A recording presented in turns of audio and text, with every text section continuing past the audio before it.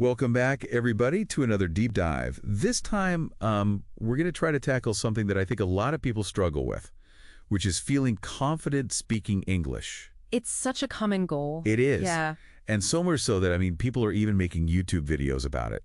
And the source material for this deep dive today comes from a YouTube video of someone who went from barely speaking English to making videos in English in just 1 year. Wow. Yeah. That's impressive. So we're going to be extracting all the gold from this person's experience and seeing if there are things that we can all learn. So I love it. yeah. So one of the things that this person talked about that I thought was really interesting was this idea that they didn't wait to feel confident to speak.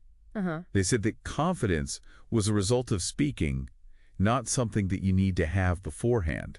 Right. Does that make sense? Yeah, it does. Yeah. It's kind of like when you think about learning any new skill, like, if you're learning to ride a bike, Yeah. when you first get on that bike, you're really wobbly and unsure. Right. But the more you practice, the more you reinforce those neural pathways in your brain. And eventually riding a bike becomes second nature. Yeah. Speaking English is really similar. It's the act of doing it even imperfectly that helps wire your brain for fluency and confidence. That makes total sense. Yeah.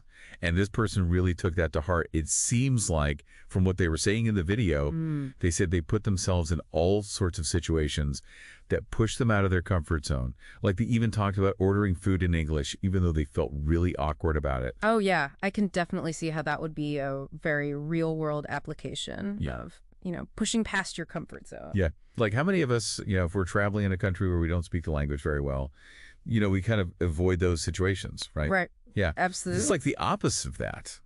It is. And it's actually, a great example of what psychologists would call self-efficacy. Okay. It's that belief in your own ability to handle the situation. So this person wasn't waiting for someone to give them permission to speak well. Right. They were proving it to themselves through every small interaction. I love that. Yeah. I love that. And it's kind of like you're building evidence for yourself. Like, look, I can do this. Exactly. Right. Exactly. Yeah. And so then another example that they gave that I thought was really great was they talked about somebody named Arthur, who they knew. And Arthur had far from perfect English, but he didn't let that stop him from connecting with people. It really shows what language is all about, right? Yeah. It's not about being perfect grammatically. It's about conveying meaning. Right. It's about sharing stories and building relationships. Yeah, and that reminds me of something that I do. Sometimes I get caught up in overthinking grammar rules, and then I hesitate to speak. Oh, yeah, I can totally see how that would happen. Yeah, and I'm like, wait a minute. Like, what's the point here? Right.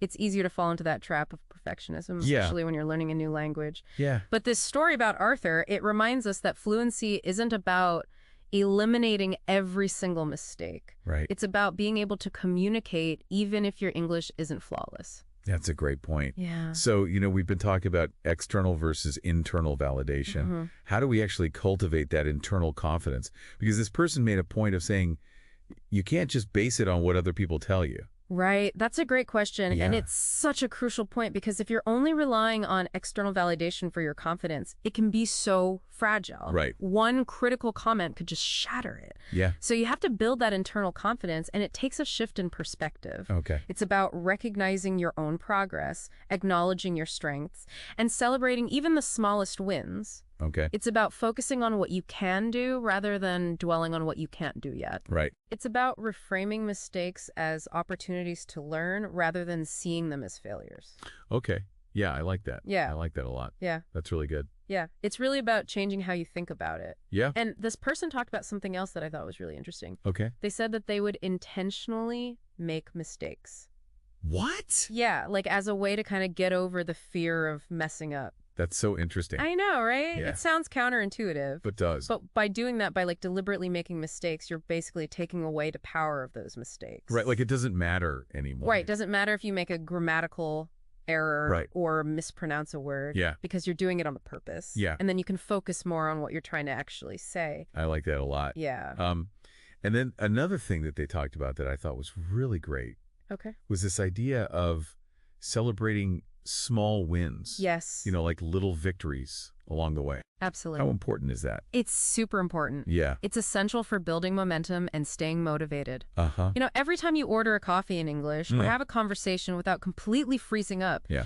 you're basically reinforcing that belief in yourself. You're like proving it to yourself little by little. Exactly. I love that they had this analogy in the video Okay. that I thought was great about practicing with training wheels before you hit the open road. Okay. And they were talking about, the benefit of practicing English with other non-native speakers. Oh, that's a great idea. Yeah. Especially for beginners. Yeah. It creates a safe and supported environment. Yeah, like you don't have to be embarrassed. Right. You can experiment with different phrases. You can make mistakes without feeling judged. Yeah. And you can learn from each other. Totally. So what are some other ways to create that kind of environment?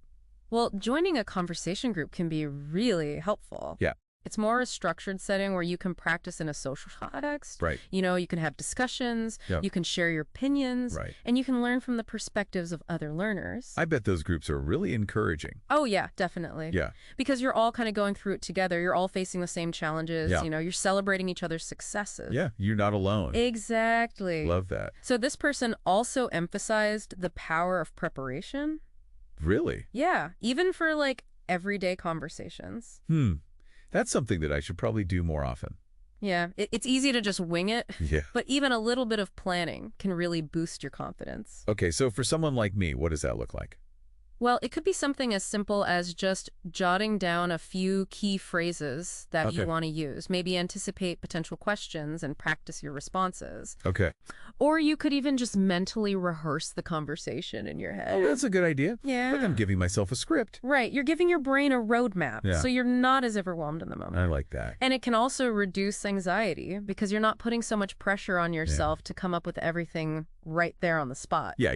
You've already got a few tools. Right. Yeah. It seems like this whole idea of taking action even before you feel confident is kind of a recurring theme. It really is. It's Yeah. the core of this person's approach. It's about understanding that confidence isn't a requirement for speaking. Right. It comes from the act of speaking. Right. The more you do it, the more confident you get. Exactly. And the more you focus on those small wins, Yeah. the more you'll want to keep pushing yourself further. So it's like this positive feedback loop. Exactly. Yeah. Each victory gives you the motivation to take on bigger challenges. Yeah. And before you know it, you're having conversations in English that you never thought were possible. That's amazing. Yeah, it is. I mean, it's so cool to see how far this person came Yeah. in just a year. Yeah, and it really highlights just how adaptable our brains are. When we consistently push ourselves outside of our comfort zones, our brains can rewire themselves. It's like creating those new pathways. Exactly, and the more you use them, Yeah. the stronger and more efficient they become. So for all the listeners out there who are maybe feeling a little stuck or overwhelmed by this idea of becoming more confident in English,